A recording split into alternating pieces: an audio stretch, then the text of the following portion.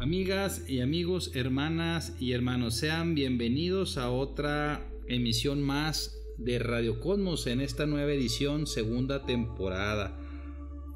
Su servidor, Auden Acosta Roybal, gran maestro de la Gran Logia Cosmos del estado de Chihuahua, les da la más cordial bienvenida y las gracias de antemano por permitirnos dirigirnos a ustedes. Hoy, como ha venido siendo la tónica de nuestros programas, tenemos un tema muy interesante, un tema que estoy seguro va a resultar de gran interés para todos ustedes, y nos acompaña en esta ocasión nuestro querido hermano Raúl Antonio Samaniego Olivas. Él es miembro activo de la respetable logia simbólica Federico Stalford número 89, es maestro masón y se dedica a la ingeniería mecánica. Buenas noches, Raúl, bienvenido. Buenas noches, ¿cómo estamos? Pues muy agradecidos de contar aquí con la presencia de nuestro querido hermano Raúl.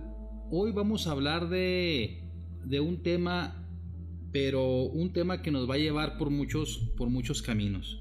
Hoy vamos a hablar de letras, hoy vamos a hablar de palabras y vamos a hablar de lenguaje y de comunicación. Raúl, me gustaría empezar esta charla expresándote que en alguna ocasión te escuché presentar un trabajo acerca de la creación del mundo por las letras según el libro del Zohar o el Zohar. ¿Qué nos puedes decir al respecto? Bueno, ese tema pues realmente es bastante interesante. Primeramente quisiera comentar diciendo que para el judaísmo las letras tienen una importancia, inclusive las palabras, la forma en cómo acomodamos las letras tienen una importancia bastante trascendental para el mundo físico. Tan es así que se piensa que de saberse el nombre de Dios, su pronunciación, su correcta forma de pronunciarse, podríamos inclusive crear cosas, adquiriríamos la facultad de crear cosas en el mundo o en el plano en el que vivimos, en el plano físico. Tan es eso, a eso demuestra la importancia que se le dan a las letras. Entonces, dentro del Zohar se plantea un inicio del universo a través de las letras. Como ya sabemos, el alfabeto hebreo no es en sí un alfabeto, es realmente un alefato, es decir, es falto de vocales, no posee vocales. A diferencia del nuestro. A diferencia del nuestro, exactamente, que sí posee la A, la E, la I, la O y la U. Estas vocales en la tradición del idioma hebreo se pasaban oralmente de una persona a otra. Entonces, al observar el acomodo de ciertas letras, uno podía fácilmente deducir cuál sería su pronunciación sin necesidad de existir las vocales. Ya después pues se le añadieron las vocales. Pero bueno, ya retomando un poco el tema de la creación por medio del Zohar, aquí se plantea cómo cada una de las letras de este alefato va desfilando durante la creación, va desfilando ante el Santo o el Altísimo, que es decir, es el creador, del Dios. Van desfilando y cada una le va diciendo por qué razón, o da cuenta por qué razón debe de ser ella la letra con la que Dios comience el universo. Entonces cada una tiene pues un atributo que menciona como bueno para Dios. Por ejemplo, pudiéramos mencionar, para no alargarnos tanto, la letra Taf. Ella mencionaba pues que con ella está escrita la palabra Tov, es decir, bueno. Entonces pues Dios debería de crear al mundo con algo bueno, debería de comenzar el mundo con algo bueno. Y le dice el Santo Todopoderoso, menciona el Zohar, le dice, sí, es cierto, está escrita Tov, es una palabra buena y es un atributo mío, es un atributo de la luz, es un atributo bueno. Sin embargo, no voy a crear contigo el universo porque tú estás reservado como signo de los fieles para salvarse en un momento de más adelante. Y en el Zohar se menciona que ese momento más adelante pues es un versículo de Isaías en el que se menciona que será salvo por la señal de la cruz, menciona la Biblia. Sin embargo pues es una, pudiéramos decir, mala traducción, es realmente por la señal del Taf, es decir, por una señal de la T, de la cruz. Entonces bueno, así cada una de las letras hasta llegar al último con la letra B, y es precisamente esta letra que menciona que ella debe de ser la con la cual cree Dios el mundo, y no con Aleph, que es la primera letra del alefato, porque Aleph también va a estar reservada para otros fines. Y dice Dios, sí, voy a comenzar contigo, y por eso se supone, el Zohar supone que por eso Dios comenzó el mundo con Bereshit, o en la Biblia con Bereshit, es decir, en el principio, ¿sí? Es lo que simboliza Bereshit. Y pues así que bueno, que el principio era el verbo, está hablando ahí de... También se asimila después en la Biblia que el principio era el verbo y el verbo era todo, pero pues realmente el verbo se refiere pues al todo como tal. Bueno, y a ti, mi querido hermano Raúl, ¿por qué te ha interesado? Porque bueno, tú eres ingeniero mecánico, así pero es. Esta cuestión de las letras, de penetrar en su significado, ¿por qué? ¿Desde cuándo te llamó a ti la atención? ¿Por qué es que te llama a ti la atención este asunto de las palabras? Bueno, pues es que en mi vida profana y a lo largo de mi vida he convivido mucho con los idiomas. Yo actualmente hablo 5 idiomas fluidamente. Entonces, desde niño, por así decirlo, no lo estudié. La vida misma me fue encaminando a aprender los idiomas y se me da. Es una facilidad que yo tengo de grabarme las cosas, de aprender los lenguajes y de relacionarlos. Inclusive muchas veces me pasa que veo una palabra en un idioma que no conozco y medio puedo indagar. ¿Qué idiomas hablas, mi hermano? Hablo el español, el inglés, el francés, el alemán y el asturiano.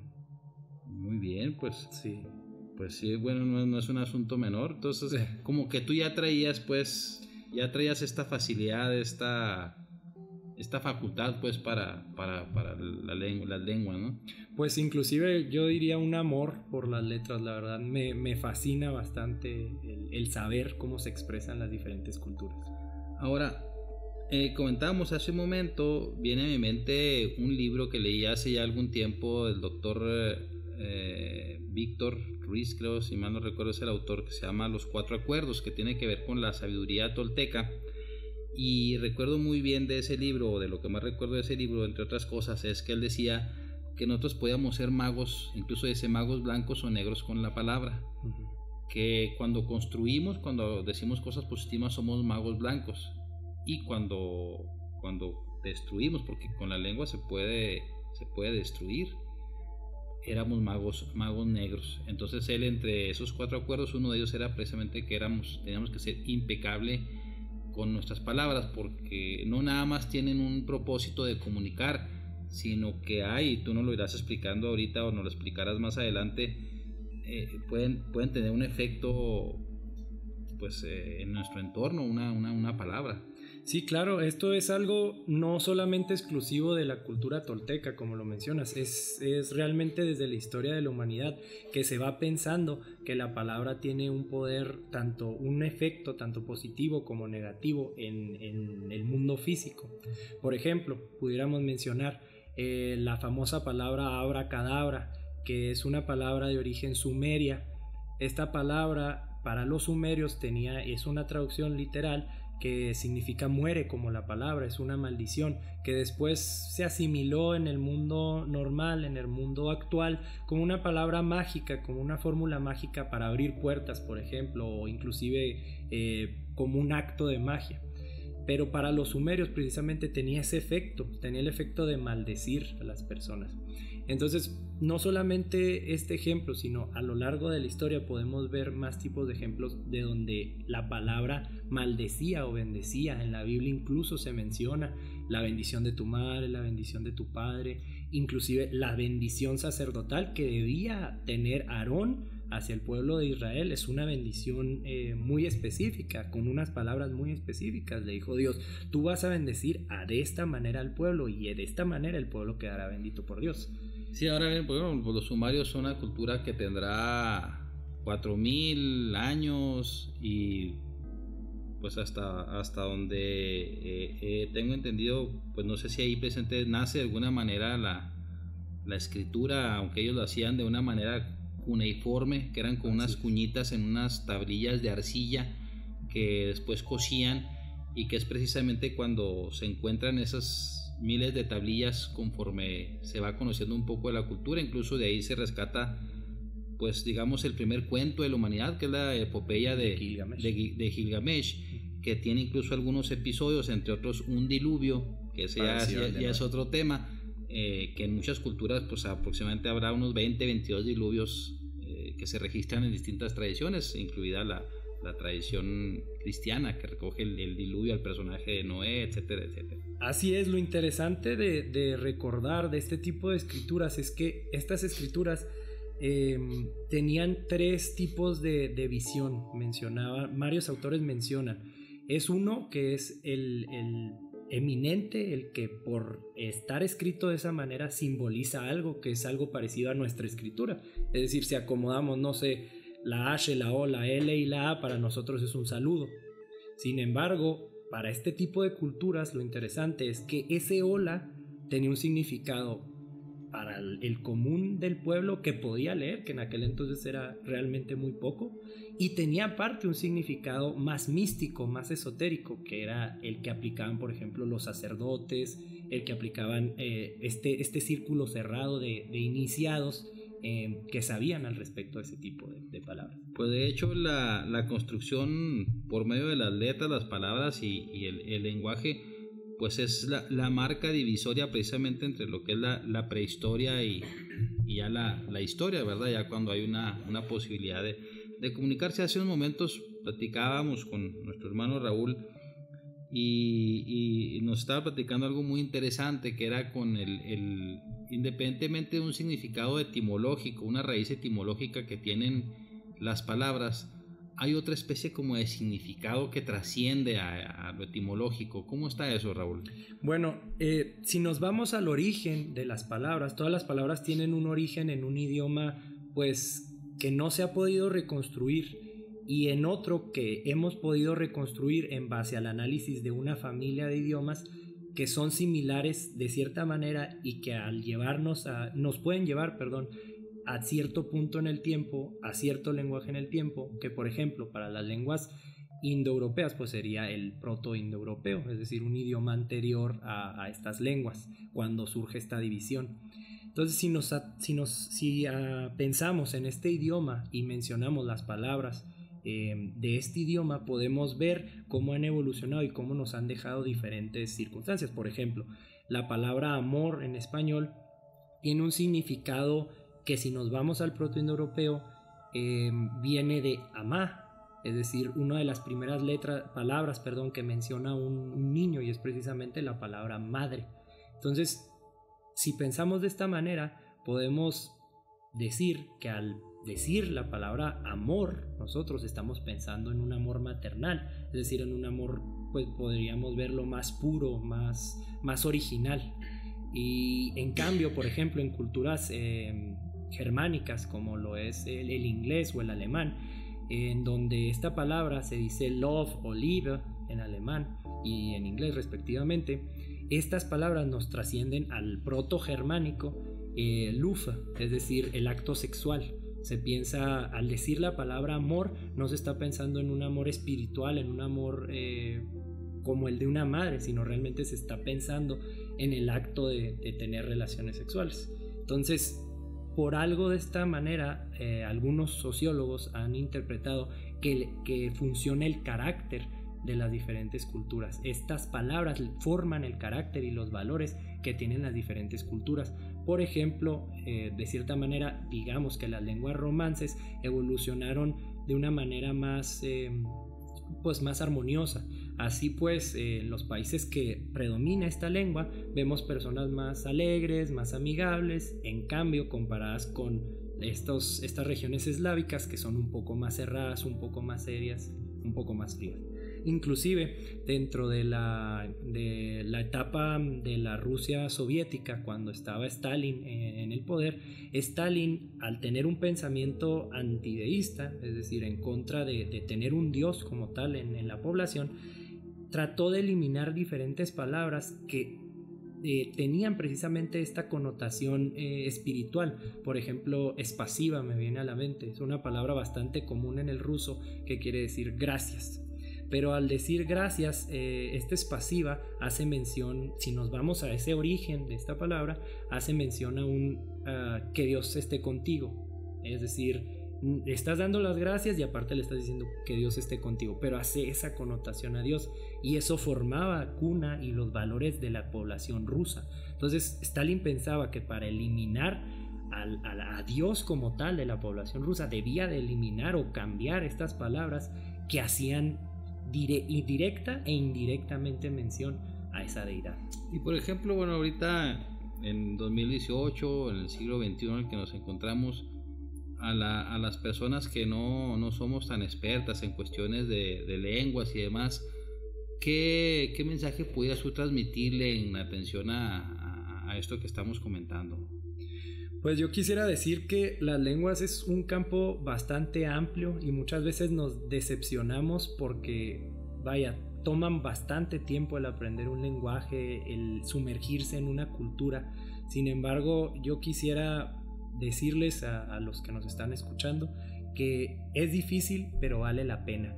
No hay mejor sentimiento que cuando, no sé, oyes algo, escuchas algo o inclusive platicas con alguien y entiendes, comprendes a plenitud lo que esa otra persona te está diciendo. Es tanto esa importancia que ni siquiera la traducción es tan viable o tan fiable como lo es el escucharlo por uno mismo. Entonces nos podemos encontrar 1001 traducciones que, si la vemos o la traducimos desde la cultura, empapándonos de la cultura de la lengua, tiene un significado completamente diferente. ¿Cuánto tiempo tienes tú, querido hermano, estudiando este tema, este asunto de las palabras, de los idiomas? Pues yo creo desde prácticamente pequeño. Desde chico me interesó bastante los idiomas y pues seguí y de todo lo que has estudiado, ¿qué es lo más relevante, qué es lo más interesante que tú has podido descubrir de todos estos estudios que has realizado sobre este tema? Bueno, yo creo que hay más allá de esto que mencionaba, de un idioma, de acercarnos hacia un idioma que nos pudiera llevar a todos, no solamente a un grupo de familias, como mencionaba el protoindoeuropeo o el protogermánico. Existe esa similitud entre palabras que inclusive los mismos lingüistas no se pueden explicar. Y esto era algo que me llamaba también mucho la atención desde que empecé a estudiar. Por ejemplo, pongo este ejemplo. La palabra para Dios en griego es Theos. Y ha sido Theos desde buen rato, desde el griego antiguo es Theos. Y la palabra del náhuatl para Dios es Teotl. ¿Por qué razón comenzar con la T? ¿Por qué razón alguien pensó en comenzar con la T? Una palabra para denominar a la deidad. Y no solamente porque alguien, sino porque desde regiones tan diferentes en espacio y tiempo, porque los griegos surgieron precisamente pues en Grecia, en la península, en una península de allá de Europa, y los náhuatl surgieron en el centro de México. ¿Por qué razón dos culturas tan diferentes tuvieron a bien simbolizar la deidad con esas mismas? ¿Y hay algunas conclusiones a las que arriben los estudiosos de esto? Pues realmente ahorita no se explican. De hecho, pues realmente no hay relación, no se puede llegar a una relación concreta de dónde sacaron esta misma palabra. Pero de que existe una relación, pues yo creo que es evidente. No creo que por casualidad hayan pensado en las mismas letras para denominar. ¿Qué otras palabras así como estas que nos comentas han resultado así a ti de tu interés, o que te han despertado esa reflexión de decir por qué, sí, efectivamente aquí, por qué hay estas coordenadas se cruzan? Pues ahorita que me vengan a la mente realmente nomás la palabra de Dios, que es como que la más circunstancial que me tocó a mí estudiar. Bueno, y por ejemplo, tú la lengua del español, ¿cómo lo consideras? Es una lengua bastante complicada, la verdad. Y a las personas que yo he oído estudiar el español, las he escuchado decir que es una lengua bastante complicada. ¿Por qué? Porque para empezar, pues tenemos géneros, cosa que en el idioma inglés, por ejemplo, se eliminan. Tenemos 2 géneros, todavía hay más. Por ejemplo, el alemán tiene 3 géneros. Pero además tenemos bastantes tiempos y tiempos muy complicados y reglas de conjugación de tiempos que son únicas y son bastante complicadas. ¿Por qué no decir cupiste en lugar de cupo? O vaya, ese tipo de palabras que inclusive nosotros, los que hablamos español de nacimiento, llegamos a cometer ese tipo de errores. Bueno, y ahora otro tema, independiente del significado que pudieran tener las palabras, pero a veces están cargadas, ¿no? de cierta energía. También hay palabras que pueden ir cargadas de digamos, de una energía positiva o una negativa. ¿A qué se debe eso? Vaya, hay bastantes estudios, es interesante esto. Hay bastantes estudios, sobre todo japoneses, en donde se ve cómo a una planta se toman dos plantas y se le dan los mismos tipos de nutriente, el agua que necesitan para vivir. Sin embargo, a una de las plantas constantemente se le está llenando de elogios, es decir, estás muy bonita planta, hoy creciste mucho, y así, vaya, alientos, palabras de aliento. Y curiosamente a la planta que al contrario se le llena de perjurios, se le llena de groserías, de desánimos, crecen de diferente manera. La planta que creció con desánimo, con perjurios, crece torcida, crece de una forma errática, inclusive no florece tanto como aquella a la que se le llenó de ánimos y de buenas palabras. Esto es un estudio como tal que ya ha probado, que se ha estado estudiando, les digo, sobre todo en Japón. Pero así podemos encontrar ejemplos en el español. Hay palabras que, independientemente de no saber su significado, nos suenan mal. Al escucharlas nos suenan altisonantes, nos suenan golpeadas, nos suenan algo que no cuadra, no termina de cuadrar en el lenguaje. Y muchas otras que al contrario, pues hasta endulzan el oído, que podemos escuchar en una poesía, por ejemplo, o en la música, y las vemos fluir. Entonces siento yo que esa es una aplicación, una observación tangible de este tipo de energía que cargan las palabras. ¿Y este significado también pudiera ser aplicable a los números o transitan por caminos diferentes? Pudiera ser también aplicado a los números. Desde el punto de vista, por ejemplo, judío, todas las palabras, al estar compuestas por letras y estas letras están relacionadas con números, desde luego que debe de existir una relación numérica entre las letras y los números. Sin embargo, yo desconozco a ciencia cierta cuál sea esa relación directa. ¿Y por qué hay palabras a las que se les da un carácter místico, como decías tú hace un momento, mágico, como por ejemplo mencionabas el famoso abracadabra, y así hay otras palabras que han sido utilizadas por distintas culturas? ¿A qué se debe eso, querido hermano? Pues yo creo que en primera instancia estas palabras surgen en parte, muchas de ellas basándose en la numerología, sobre todo de la cultura judía, y basadas en el Zohar. Muchas de estas palabras cumplen con un orden numérico. Por ejemplo de esto podemos ver en la Biblia cuando se menciona el número 666. Muchos estudiosos han tratado de observar, de acomodar letras basándose en este 666, en este valor numérico de las letras, para encontrar quién será o sería, o inclusive el nombre de ese anticristo que menciona en la Biblia. Entonces yo creo que surgen a partir de esta composición numérica de las palabras. Sí, porque por ese caso que tú mencionas del famoso 666 que todo mundo asocia culturalmente a este personaje denominado anticristo, y yo he escuchado a algunos estudiosos serios, historiadores, filólogos incluso, que dicen que eso no era más que una referencia, que en este caso las revelaciones de Juan se refieren más bien a que se referían incluso a Nerón, ¿verdad? Que fue un emperador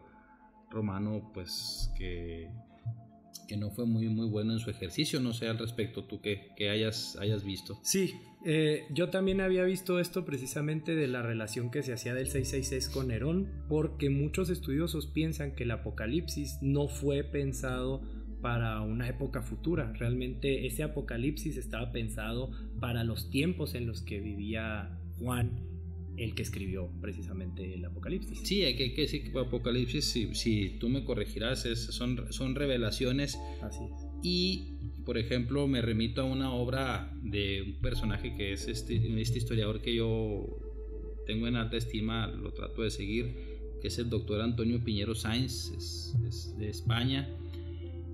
Y hay diferentes apocalipsis que contemporáneos pues al que en este caso se encuentra en la Biblia, pero el apocalipsis era la literatura apocalíptica, era un género literario de la época que normalmente consistía, así como lo describe Juan, muchas veces que eras arrancado de repente y te llevaban en una nube y veías tú ya ciertas cosas, pero que son aplicadas a futuro. Bueno, pero este es un caso más de una interpretación que se da de un número, como hay muchos otros números, de que van a ser salvos 44,000 o las 12 tribus, bueno, que yo decía eran 12 tribus las de Israel que se pierden, nada más queda una o dos, ¿verdad? Al final de cuentas. ¿Cómo está este asunto, Raúl?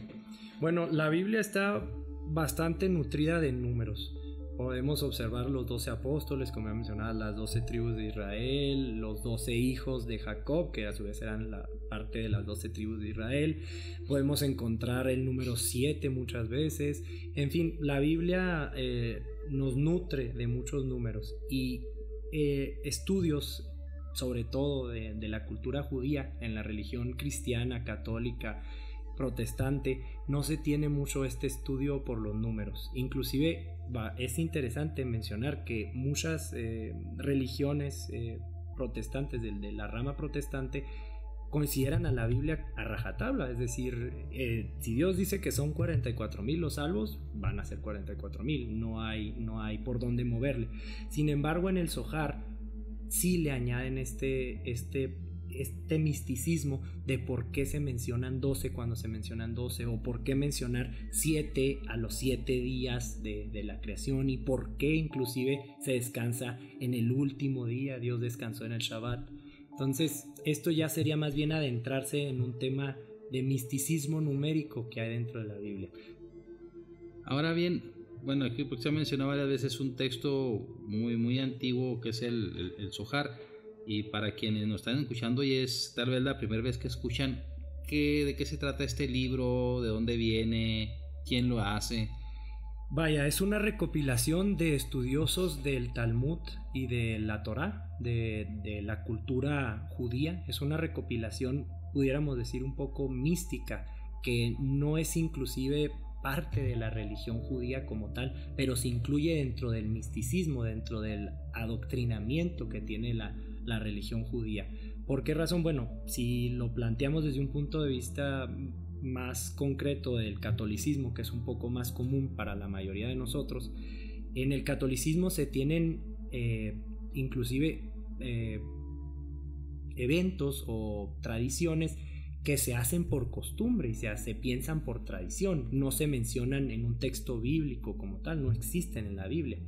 De este mismo modo, en la religión judía, que tienen ellos la Torá, hay cosas que no se mencionan en la Torá, pero que son conocimientos que se han estado transmitiendo de estudiosos, de rabinos y de personas que inclusive no ejercen este rabinaje, que han estudiado al respecto del tema. Entonces el Zohar es precisamente eso, una recopilación de los estudios, del conocimiento, de las tradiciones y del misticismo del pueblo. Ahora sí, corrígeme, Raúl, la Torá, bueno, sería los primeros 5 libros del Pentateuco. El Pentateuco, los primeros libros del Antiguo Testamento, desde Génesis, Éxodo, Levítico, Números y Deuteronomio. Así es. Pero, por ejemplo, el Talmud, no sé si sea la Mishnah, o sea, son los comentarios que los maestros rabinos hacen sobre la Torá, y esos son también muchas veces los que se estudian. La Mishnah como tal es un deber que tiene el judío, eso es la denominación de Mishnah, y en sí el Talmud recoge por qué razón, en parte recoge por qué razón de los Mishnah o los deberes o las obras de caridad, por ejemplo, de los judíos, por qué razón inclusive guardar en el Shabbat ciertas mandas, ciertos mandamientos de la ley mosaica. Te va mencionando el porqué de todas estas cosas. Ahora que hablamos de que estamos en el siglo XXI, ahorita, bueno, estamos hablando ahorita de libros que tienen, bueno, por lo menos el Nuevo Testamento, pues por lo menos desde el 60 o desde el año 30, 40, o sea, todavía incluso por escritos posteriores a la muerte de Jesús, que son los primeros, las epístolas de San Pablo, y luego ya los evangelios canónicos que conocemos, pero lo que es el Antiguo Testamento pues todavía viene de que unos 1000, 2000 años antes de Cristo, no sé en temporalidad cuándo se habrán escrito. Tienen diferente temporalidad, inclusive no es cronológico desde el libro del Génesis. Sí, desde el libro del Génesis, los primeros 5 libros son cronológicos y de ahí en adelante ya no llevan un orden cronológico. Tienen diferentes tiempos y diferente forma y tradición del pueblo judío en ese momento, obviamente. Entonces, por ejemplo, el Cantar de los Cantares es un libro bastante viejo y podemos verlo inclusive en su temática. Es una temática, pudiéramos decir, inclusive erótica bastante. Porque se dicen que fue una composición de Salomón hacia la princesa de Saba, ¿no? Se supone. ¿Cómo está esa historia, Raúl? Se supone. Eso no es algo que se... De la reina de Saba, pues. Que se vea, que se estudie por ejemplo, en la religión católica o en la religión protestante. Se supone que fue un compendio de poemas que no fueron totalmente de la autoría de Salomón, pero que sí se desarrollaron en la cultura salomónica de Israel, en ese momento, del pueblo de Israel. Así pues también surgen muchos poemas, podemos ver de esa misma época, como lo son los salmos. Los salmos también se piensan que fueron escritos por Salomón. Hay quienes dicen que los salmos son una evolución o una herencia de los cánticos o de las palabras que utilizó Salomón para controlar a los demonios que supuestamente le ayudaron a construir el templo. Ahora, aquí por ejemplo, los salmos se supone que, hasta donde tengo yo entendido, son cantados. Sí, pues deben de ser cantados. Son incluso, bueno, uno que es muy conocido por nosotros, que es el Salmo 133, dice: bienaventuranza del amor fraternal, cántico gradual de David.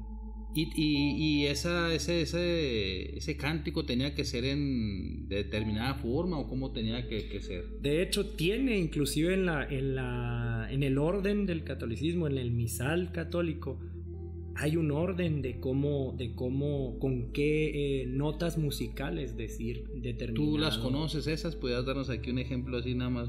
Muy pequeño. No, la verdad desconozco completamente de música, pero sí, cualquiera que pueda revisar un misal o un orden de la misa puede observar que se ve tal cual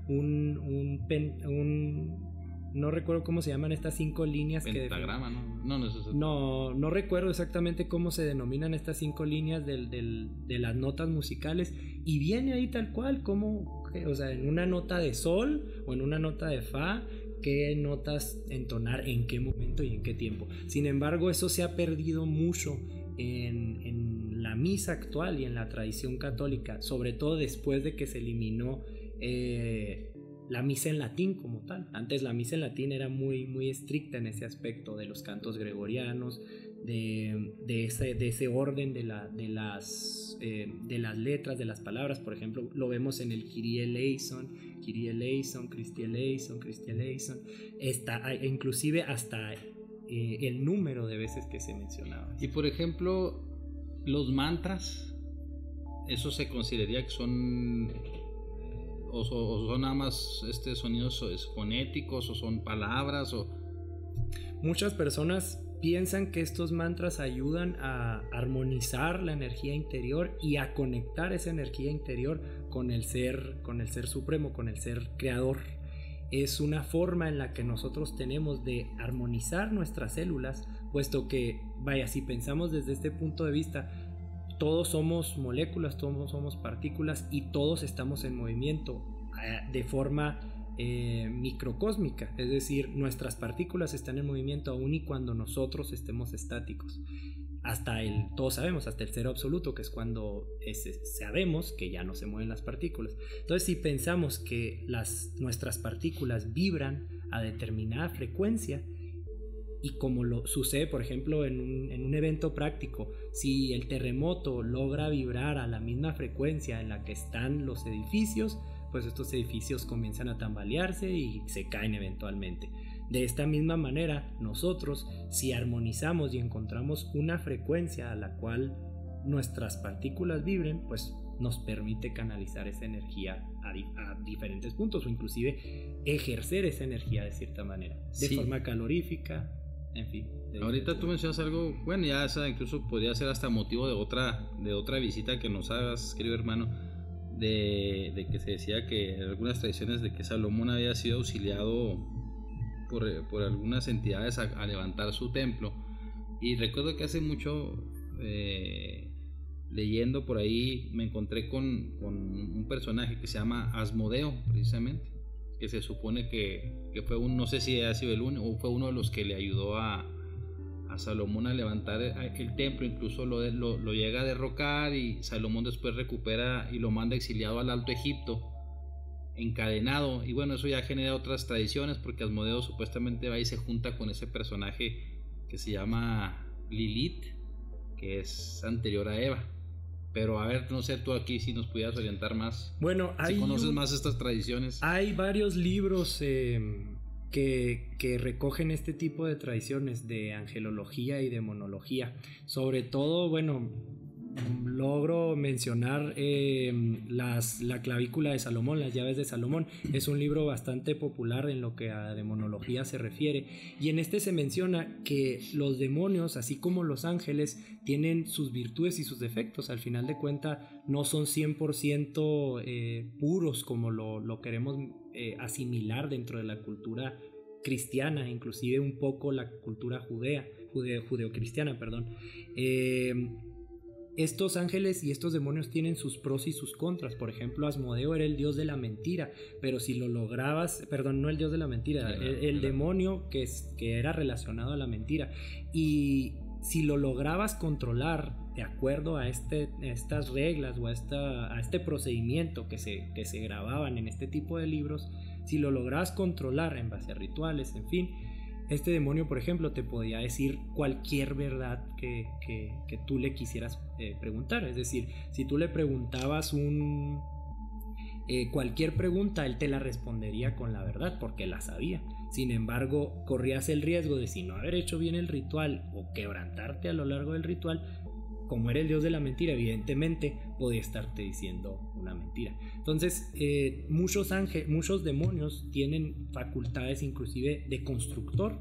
Tenían facultades, no sé, para ver la rectitud entre las construcciones, en fin. En base a estas facultades, cualidades, virtudes que tenían los demonios, se supone que se ayudó Salomón. Y obviamente uno de esos puntos es encerrarlos precisamente en frascos ritualísticos.